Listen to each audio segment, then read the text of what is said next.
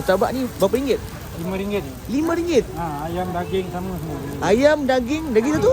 Sardin. RM5. Uish. Dah berapa tahun niaga ni?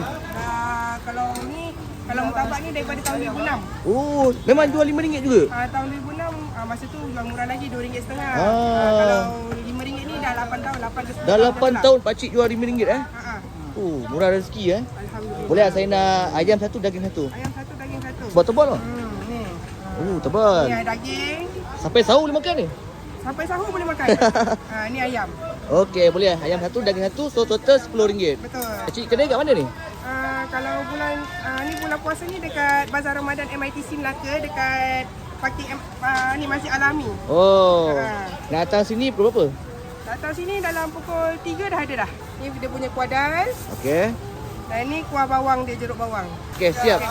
Terima kasih.